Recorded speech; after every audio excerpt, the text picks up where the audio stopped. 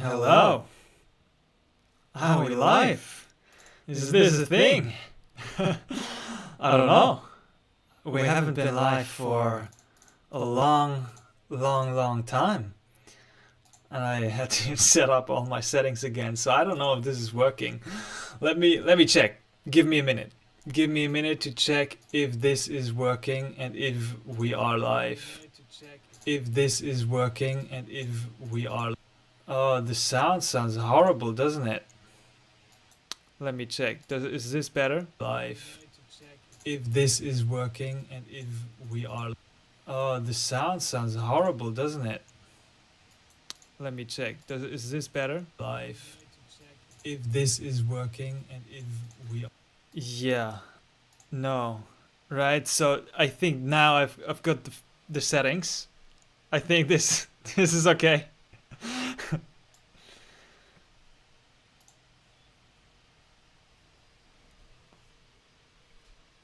This is good.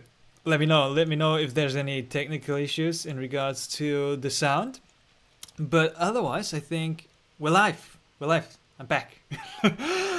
So in this live stream, I want to talk about just like where I'm at, I guess, in my psychedelic journey. You know, I've been taking a pause from psychedelics for it's been 9 months now. And yeah, it's crazy how time is passing by. And I want to talk about the trajectory of this channel, like what I want to talk more about in upcoming videos, where I'm at in regards to my work as a psychedelic integration coach, and what psychedelic actualization actually is, right? Because I feel like we're moving into this era where psychedelic actualization is becoming more and more important, right? And I really want to emphasize the mature and responsible use of these substances. And as so many people have realized in the past, and I thought I was never going to come to this point, but now I slowly am coming to this point, is that chasing psychedelic states isn't really the path to actualize in your life, right? Chasing psychedelic insights isn't really the solution to all of your life's problems. And even though psychedelic experiences are beautiful and powerful and profound, what actually drives the transformation in your life, in your day-to-day, is how you show up in all of your areas of life. May that be the physical, the emotional, mental, spiritual, social, or environmental aspects. Because psychedelic integration is nothing else but life itself. So what I want to put more emphasis on in the coming weeks and months, and what I'm really excited about, is really to share how we can turn altered states into altered traits. As Houston Miss that, flashes of illumination into abiding light. Because as Jack Cornfield is saying, after the ecstasy, we got to do the laundry, right? It all comes back to our daily life. We always return from the transcendent back into our body. So a mature and responsible approach to psychedelic work, I have found, is not just an emphasis on the ascension, but also an emphasis on the descent, on the coming deeper into our humanness. And the psychedelic peak, you know, getting the insight is the easy part of this journey. Especially with all the tools and technologies that we have, and with these chemicals and plants at our hand, we can get to the mystical peak transcendent experience fairly easily. But what we do with that and how that informs our behavior on a day-to-day basis is where the real work lies. Because what I see many people are struggling with is how they communicate with their family, is that they're not fully aligned with their job and with their direction in life. It's that somehow there's still a lack of money. Somehow there's misaligned relationships. Maybe the place that you're living in isn't fully aligned. And you seek community and connection. Or you're still scrolling on your phone. While the psychedelic actually showed you that you might want to meditate a little bit more. Right? Applying and changing our behavior based on the insight that we had is the work. And that's what I want to go deeper into. Because it's easy to return to the psychedelic experience and just say, I'm going to collect another insight. I might just have to get another breakthrough and then I'll know what to do. I might just have to heal this one little part within my ancestral lineage and then I'll be able to move forward more powerfully. The healing is great. The psychedelic experiences are great. And we can go in again. I've got nothing against that. But we got to be careful not to become epiphany whores or bliss junkies, as Jamie Wheal said. Quite radical terms, but it makes the point. We got to be careful that we're not getting an ontological addiction to the revelation and to the meaning and to the profound opening that psychedelic experiences provide. But what we want to do is to carry that momentum forward in our daily life. To wake up on Monday morning and be excited about what's coming. Right? It's in the dark days of February, or now it's March, right? Where the real integration happens. Like, what are we bringing back and share into the world as our gift with the community? Not to get into endless spirals of self-actualization or self-realization, which puts the emphasis a lot on the self of me and my journey and my healing and my actualization and my path. Right? But what are we taking from all these experiences and sharing again? Because clarity comes from action. And a lot of fulfillment comes from service. So this is going to be the theme of the next few weeks, months, and years. Especially for people returning to the psychedelic experience again and again. Well, we're also going to be still looking at what's a proper context for the experience. Because when we are journeying into psychedelic space again and again, the integration doesn't begin after the experience, it begins before the experience. Integration is life itself, right? So the preparation is a key part of the integration, the navigation is a key part of the integration, and the time afterwards obviously is as well. And it doesn't mean just it's journaling and capturing insights and thinking about them more and, just like conceptually integrating everything that you have now seen. But it's to embody that. I've been coming more to an emphasis on the somatics, right? To letting the insight land in your body so you're actually relaxed. You have the nervous system capacity to move forward and to hold what you have seen. Yeah, by the way, Filipala, hello, nice to see you. Yes, nice to see you too. You're saying, I do not know what I'm doing and I am happy with. Searching for too much meaning makes me go Jordan Peterson. Yes, exactly. Right? It can get into a loop. We can get stuck in a loop of searching for meaning. So really what I want to emphasize more is action. That's what I do with my clients and why I'm so passionate about coaching, because it holds you accountable to where you want to go. You pick an insight from a psychedelic experience and you see, how can we make that a reality? How can we take what we saw and apply it on our journey, on our life? So let's go through some insights. I recently went through the journey of going through all my old trip reports. And I was reading all of them and I was watching all my videos, and it's fascinating to reflect upon the amount of insights I've gathered, right? But it's also interesting to reflect upon, like, how many of those am I actually living on a day-to-day basis? Hello. Beautiful to see you here live. I hope this live stream is working and this sound is good enough.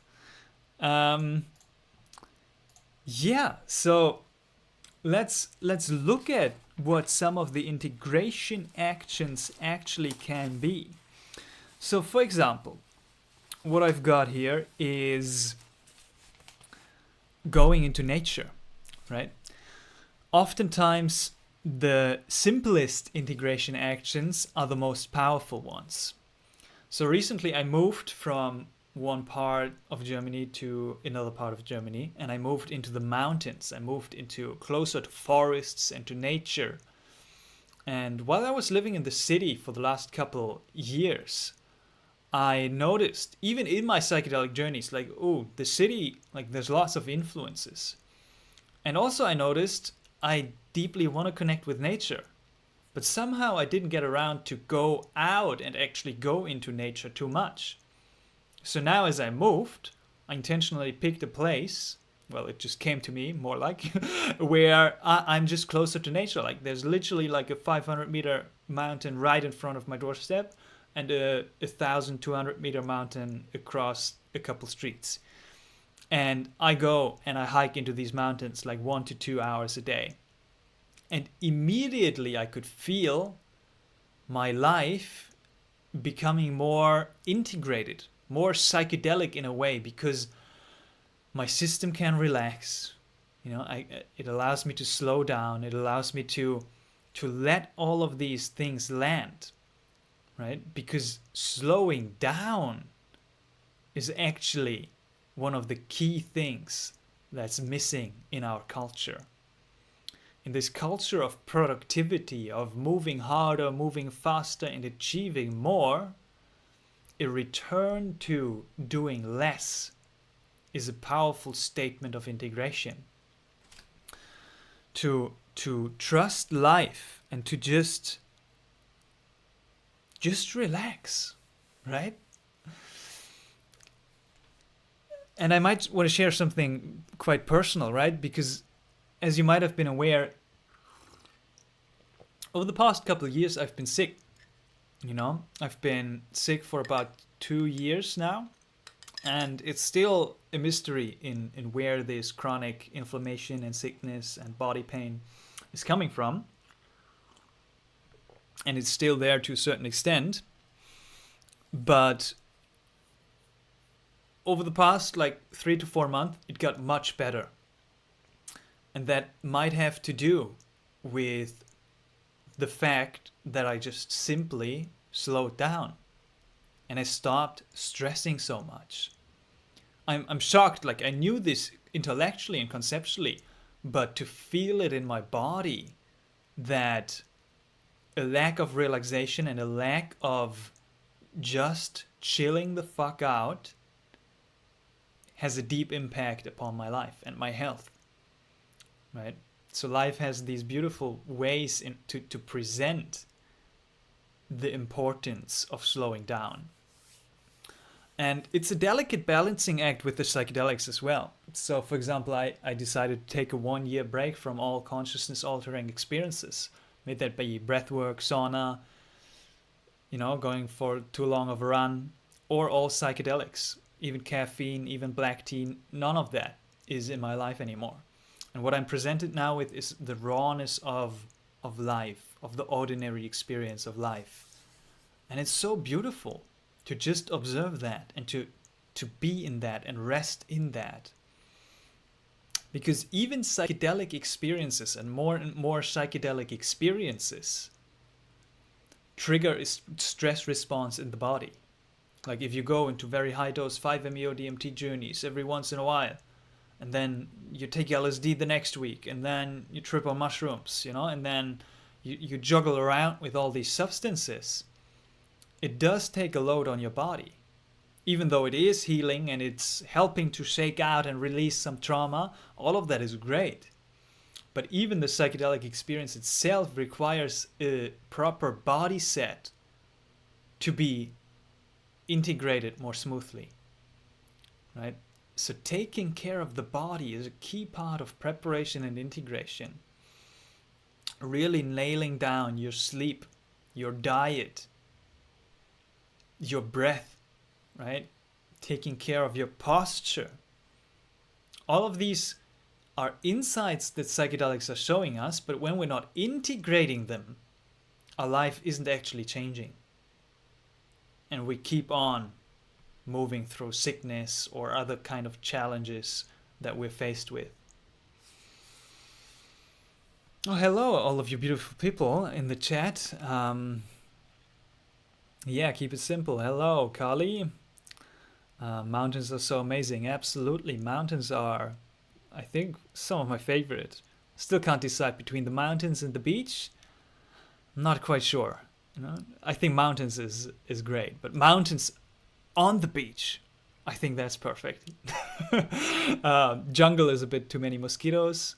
Desert, I haven't been too much in the desert actually, but also a bit, just less greenery.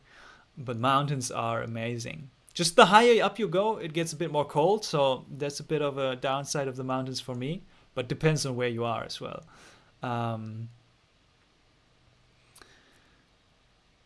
Yeah, trusting life is somewhat difficult for me. Life just seems so sinister. Maybe that's just me.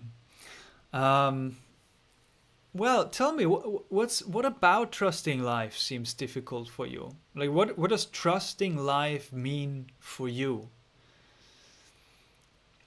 See, that's another reference point that the psychedelics have been showing. At times, in psychedelic experiences, what's required is a deep sense of trust.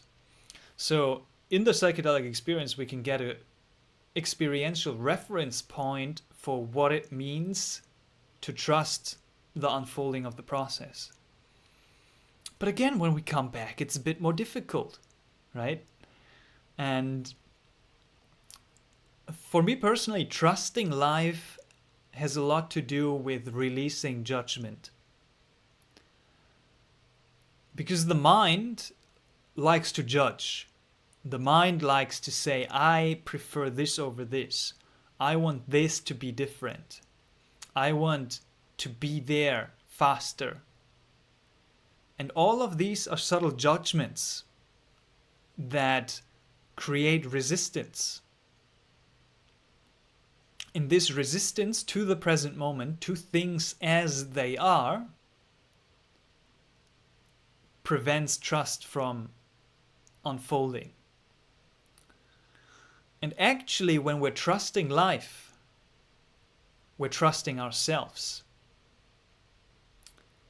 So a lot of what trust is about is to look deep within at our sense of self-trust.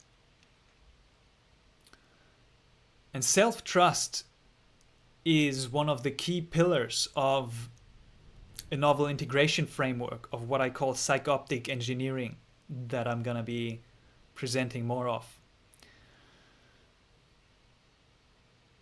Because the opposite of self-trust is doubting ourselves, is doubting life. But doubting ourselves and doubting life is based on an assumption that we know what's best. And you can maybe even see there is a subtle, superiority, a subtle placement of the ego to be above how the intelligence of life, right?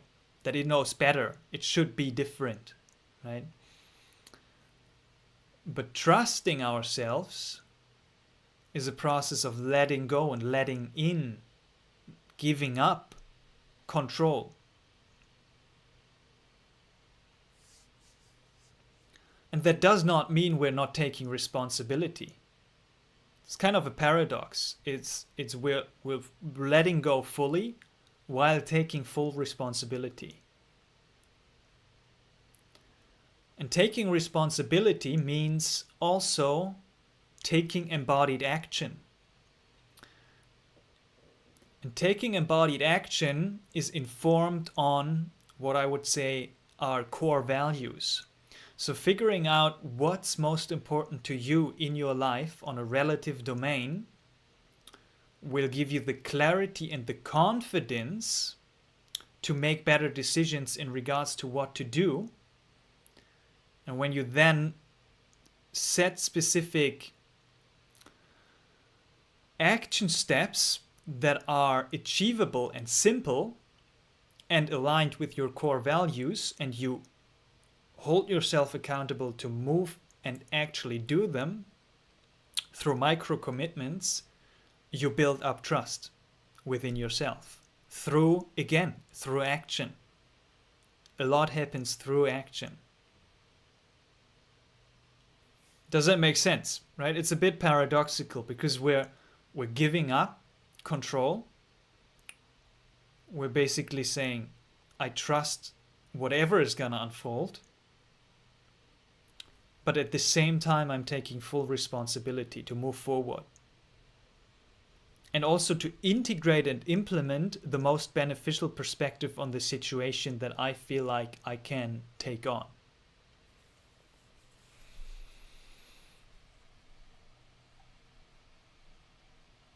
Yeah, trusting life is giving up fear. Using each bad thing that happens as a learning opportunity. Yeah, I wouldn't even call it bad, right? It's just an opportunity to learn. Maybe it's challenging, but I wouldn't even label it bad. But that's exactly it.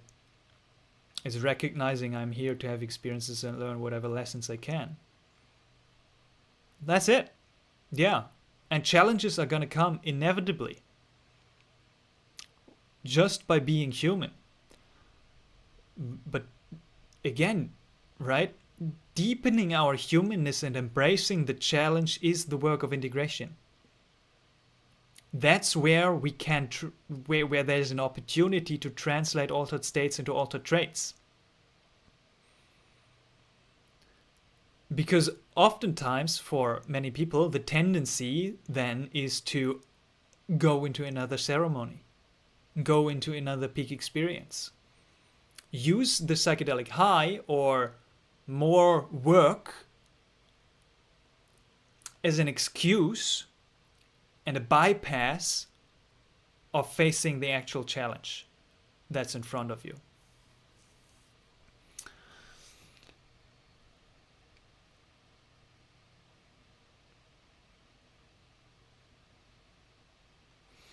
How am I sure I know what's best? That's a great question. There's a circle, right? Because you trust yourself. Yeah, it's a good one, right? So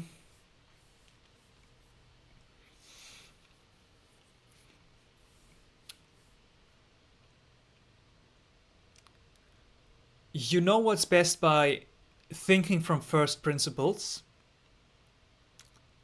from taking responsibility, from taking action, and then from learning based on very careful observations. You go with your current best bet, and then you reflect upon how that felt.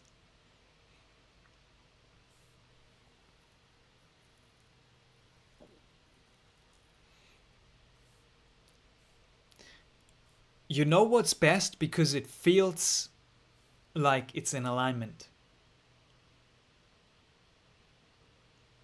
And that's a lofty term, but you can check in with yourself, and that happens through a lot of silence and through retreating back, not distracting yourself with a phone, with another live stream, with another video, with whatever, but being with yourself in nature. Just sit on a cushion for a couple hours and literally do nothing. That's how you feel like, okay, like what's coming up for me here? Now, how do I actually feel about this next move? How do I actually feel about my life and how I'm showing up? And then it's about deepening this connection to your I would call it intuition. I think intuition is a good word. It's almost like an instinct, an inner knowing. Not to seek advice from anybody, not listen to anybody, ask your friends. No, but listen to yourself. And trust that inner wisdom that's there. Like you can tap into that, right? You just know what's good, what's aligned, what feels like it's in integrity with your core values.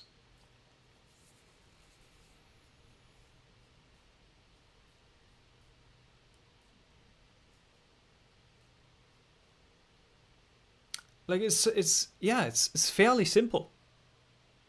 Don't overcomplicate it. And also, on this journey of integration and of self-actualization and of self-realization, one thing that I have found to be key in this journey is to be compassionate with yourself.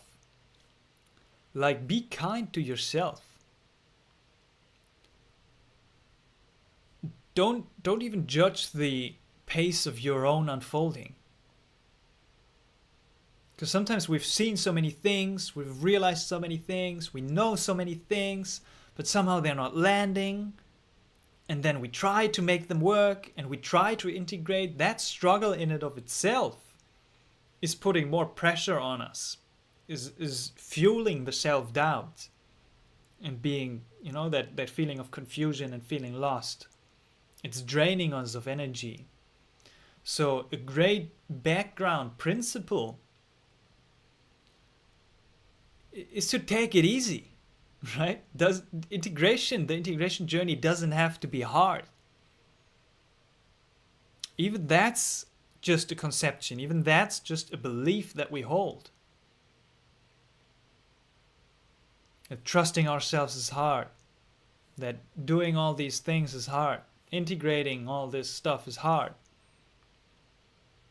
Of course life is challenging, but it doesn't have to be hard.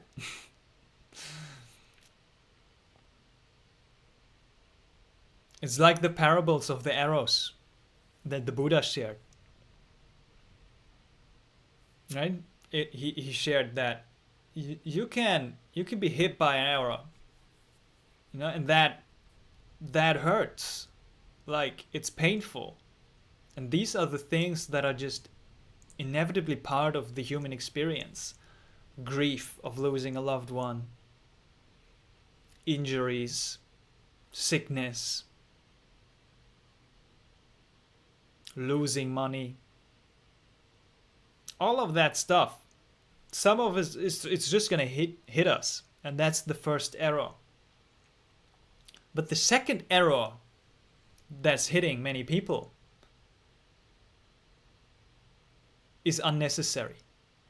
It's the suffering we put on top based on how we respond to the first one. It's like, oh, no, I lost so much money. I'm never going to be able to make it back.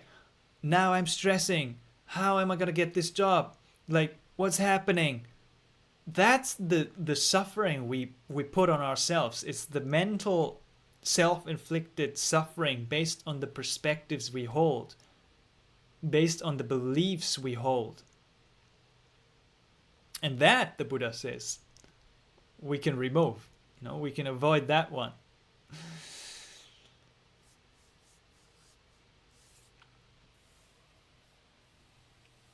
Karate Man, bro, I miss your hair. I'm on hair growth journey now. Soon I'll try Golden Teacher. It was 12 years ago last time. Wow, it's a big time. Yeah, I mean, hair is coming back. I think this Friday is going to be, I'll publish a video where I recorded myself cutting the hair. So that's a fun little one. I felt it was time. I like shape shifting. Actually, now it's been growing fast. My hair is growing fast. I was having like a complete bald haircut a couple of months ago, but it's been growing back. But yeah, I like being a shape shifter. It's a process of letting go of the old, letting the new emerge. It's almost like a physical step of integration of the implementation that consciousness is the greatest shapeshifter. How to find courage for heroic? I'm afraid fainting.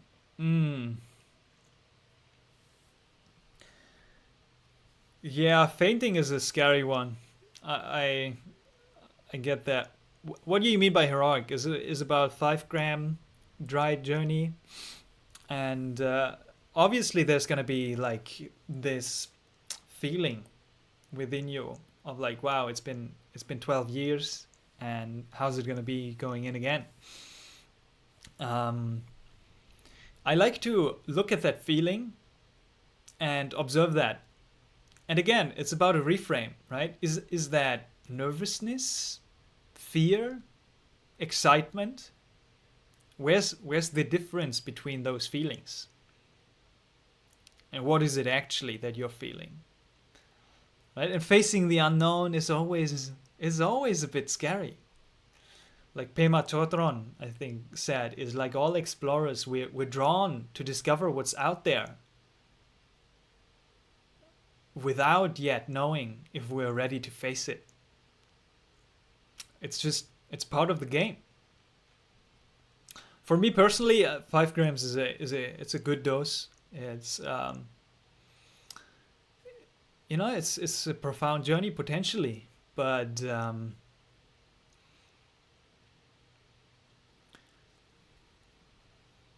facing that unknown is a very personal thing. So I would say in about 5 grams, usually I'm personally and other people are not fainting too much. In my first experience, I was fainting, like just being in and out of consciousness. But yeah, just be ready to lean in, let go. I mean, you probably know that psilocybin is physically safe. Deepen that trust before. Connect with the medicine, just honor the medicine, honor the mushroom, talk to the mushroom. Develop this sense of connection with it, with yourself and with the experience that's going to be unfolding. Just say like, I trust that whatever is going to be happening is okay. And then if you're really afraid, set safety measures in place, right? Have somebody there that's going to be looking over you, where when you feel like you're fainting, you're just going to ring a bell and, another person is there to make sure you're physically safe.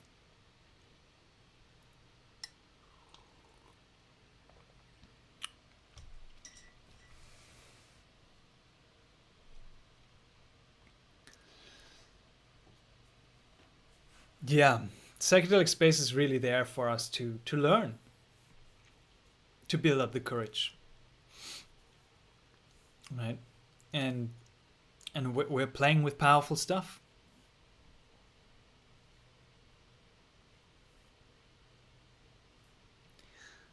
But as great as the potential for danger is the potential for benefit.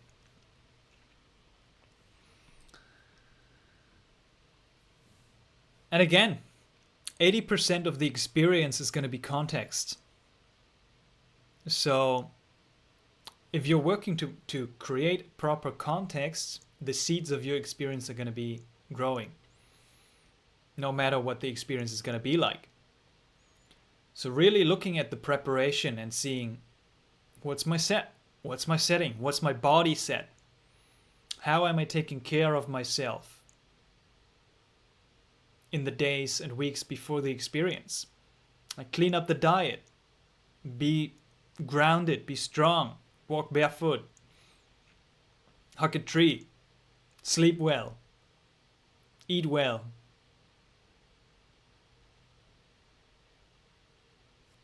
You know, so you feel good going in. Mentally, you know, check in and read maybe a little bit of psychology, a bit of your favorite spiritual scriptures. Connect with a certain deeper truth.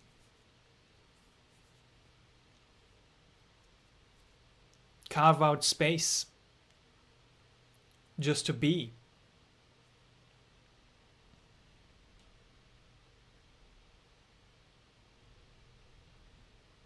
And then trust. You know? Straight in, trusting. And it's going to be good.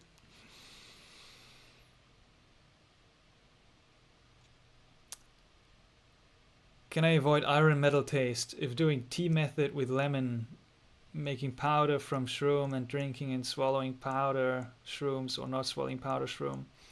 Did you try lemon shot tea? Yes, so I'm not sure what you mean with the iron metal taste. Like, some mushrooms do taste a bit like that, but I found them to be not too bad.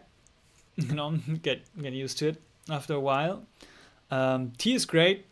Lemon tech is gonna be a bit more nasty for me personally, but I do swallow the mushroom powder as well. Yeah, all of it. And usually how it's affecting the experience is gonna be stronger, faster, and shorter as it gets metabolized a bit more quickly.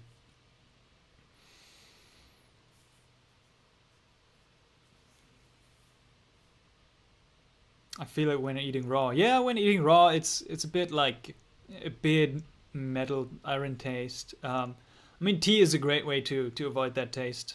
If you really don't like it, tea is a good way. And then just mix it in with some other tea, you know, and lots of honey, and then usually the tea is, for me, it's delicious.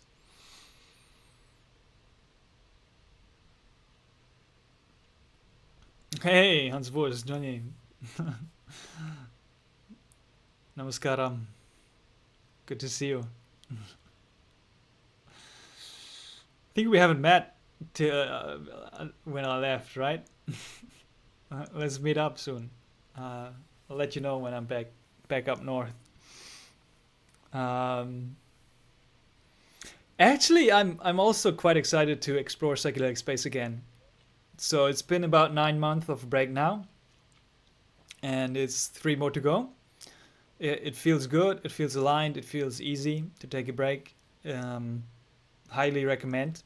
You know, anybody to take a break every once in a while when you're going in regularly. But also, I'm curious to explore more. Like, yeah, it's fascinating. Like, the experiences I've had, all of them, the hundreds of experiences, they just keep on fading, right? All that matters is now, is how present and loving we are right now, no matter how many psychedelic experiences we've had. That is fascinating. But yeah, I'm probably gonna explore 5-MeO DMT. I think first. I feel very called and drawn to 5-MeO DMT and ayahuasca. I think those two really speak to my heart. But also there's lots I haven't tried that I would love to tap my toes into. Some ibogaine, some more peyote with sweat lodges. Yeah, cannabis. I haven't been doing cannabis for about 6, 7 years almost, I think. Um, that's gonna be a fun one to explore again. Um,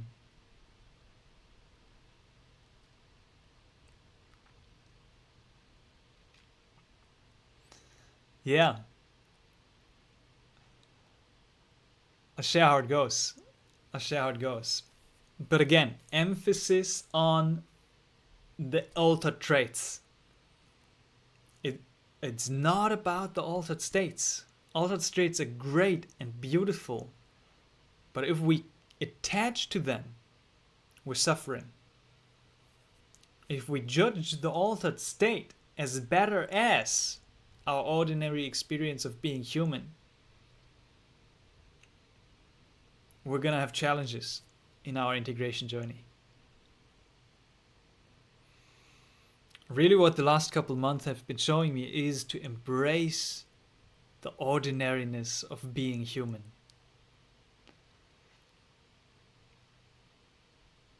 I did a darkroom retreat about 3 or 4 months ago, and somehow some part of me was thinking that I'm gonna have a peak experience. I'm gonna have this. I'm gonna have visions. I'm gonna meet entities. I don't know. I'm gonna have this blissful experience. But what the dark was teaching me is that ordinariness is where it's at. Because in this darkroom retreat, literally nothing happened. It wasn't challenging, nor was it blissful. It was just a constant neutrality. It was 8 days that I was spending in the dark. Karate Man, can you speak about your OBE, talking with other entities? Yeah, I haven't met too many other entities. And the communication with them is happening in its own way, right? It's an interesting one, right? Because some do feel more benevolent and others feel more malevolent. So it's like it's a bit of a navigation on how you relate to them.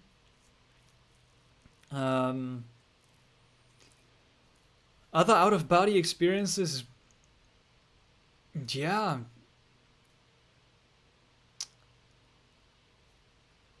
It's not. I don't know what specifically would you like to know about them, because they're great. You know, it's somewhat very freeing to feel this expansion of consciousness and the transcendence of the body. But again, we always come back. We always return to the body as long as we're here in this human life. Cannabis is a much appreciated sleep aid for me. I find it interesting how for some it can be spiritual. I haven't been able to connect with it in that way. Yeah, it depends on like how much you're using it. When I was using it a lot, like it wasn't too spiritual most of the time for me as well. It was somewhat just relaxing and for chilling out.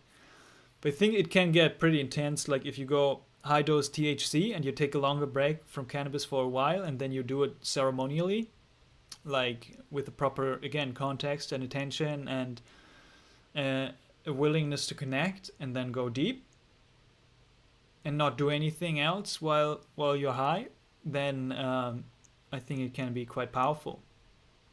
Actually, many people have been sharing that cannabis is one of the most powerful teachers. But also one we got to be careful with, right? Because it likes to draw us in. No, I've never seen my own body and I never saw goblins. No. I'm not a very visual person, so in my out of body experiences, usually I'm not seeing too much. It more like feels like an expansion of consciousness, where my consciousness is tapping into this vast infinite space, and even the entities, the encounter with the entities, it's more on an experiential basis. Haven't seen any goblins, no. What I did have once during an ayahuasca ceremony, and also during mushrooms at times, where I was zooming out and kind of like very quickly leaving the room, leaving the house, leaving the country, leaving. I was zooming out infinitely, then looking down upon Earth, and then just zooming out into the Milky Way and the universe, and that expansion kept on happening. And so I had this like overview, big picture view, that was quite beautiful. Yeah, darkroom retreats. I heard it produced DMT from day 12. Yeah, I thought it was gonna be day like 4 or 5, but depends on the person, I guess. Really, how individualized the experience is.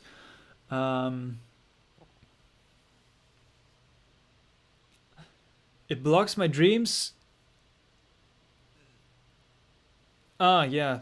I think you're speaking to the cannabis, right? Yeah, yeah. So next time I want to go in again for the dark room, and I wanna go for 11 days and just like slowly ramp it up.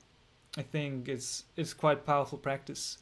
It just blocks out everything. There's nothing to look at. There's nothing to distract yourself with. It's just you and your own being. And yeah, it might be from day 12 on. There's going to be some DMT released. Um, I think it's not well studied, but they're on it. They're studying it at the moment. Um, but I've heard even other retreats and participants just doing 30 days, 40 days, 50 days, and it also just being a fairly profoundly ordinary experience.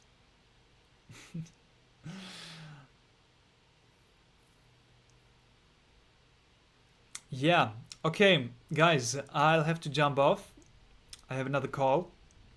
If you're curious about chatting with me one on one in regards to supporting your integration journey of turning altered states into altered traits, and if you're like support in moving through the whole framework that I haven't even explored fully here, but which entails identity alignment in regards to identifying your values, figuring out a clear direction that you're excited about on Monday morning, and setting the nervous system capacity in place so you can actually follow through and your body can feel safe and energized in regards to moving forward powerfully.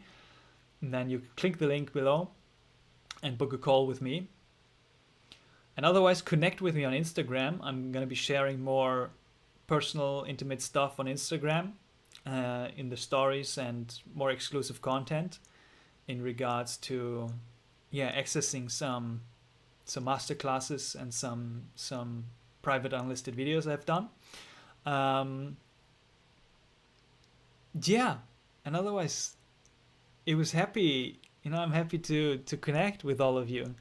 It's been a pleasure to come on live again and chat. I think I want to do it more often, and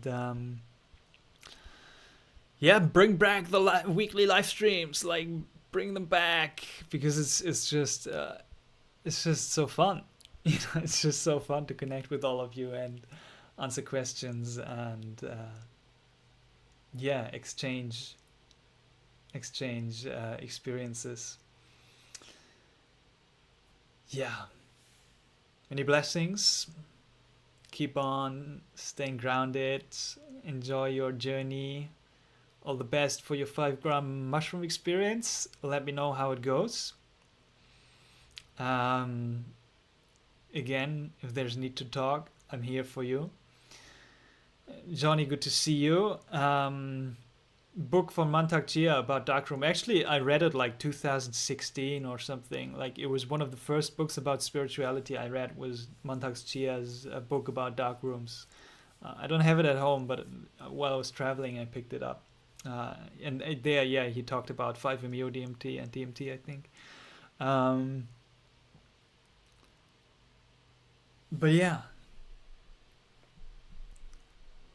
let's take a deep breath together and just sit, sit in presence for just a moment. Just a couple of seconds. So, deep breath in. And out with a sigh.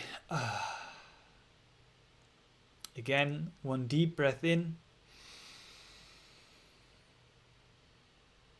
And out with a sigh.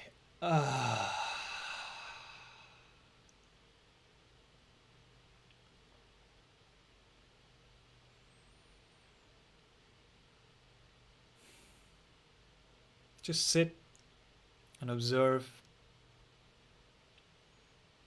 There's nothing to do, nowhere to go,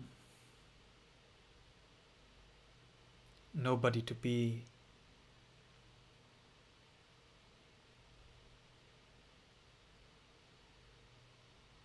And this loving, peaceful, open space is always available to us. Even the dark is always available to us. In the blink of an eye, we can microdose and keep on connecting to that innermost part that is whole.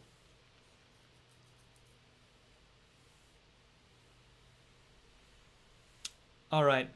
Much love, everybody. See you in the next one. And yes, it was me who smoked DMT in public. I love psychedelic archaeology. Smoking DMT at sacred sites. More to come.